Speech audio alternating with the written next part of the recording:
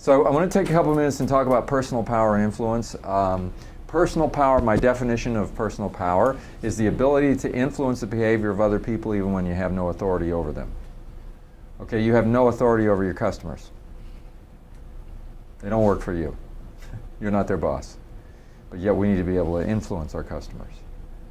And the fact of the matter is, the people that work for you, even though you are their boss, if you're constantly lording authority over them and that's the only power you have, that's really not good enough. Personal power is when people follow you, you're able to influence them, not through force or through your title, but because they really recognize that. It's like you were saying before, Mike, you've earned their respect, and the leadership role that you have comes to you because you've earned it in some way. In their mind, you've earned it. And that is that personal power, which is hard to develop. But the first job that I had when I got into the corporate world was as a project manager.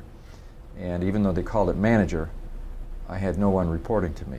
Yet, my first big project was it was a multi-year, multi-million-dollar project, and I was responsible for this project getting done on time, under budget, and right.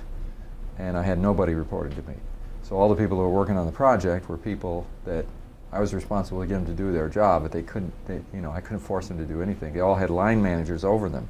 So they worked in various parts of the company, in engineering and development, and in the accounting department and marketing department and different areas. And I learned the lesson that personal power became very important.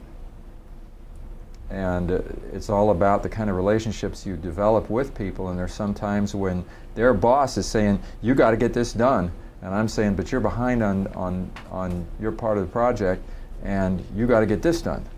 And they're saying, well, I got to do what my boss tells me to do. And I'm saying, yeah, but you got to do what I say to do because I'm the project manager, and that didn't go very far. So it's being able to sit down with somebody and get them to reprioritize even when you don't have the authority to make them reprioritize. And I guess that was sort of my first entry into developing that leadership role was in that very difficult situation that I was in for several years.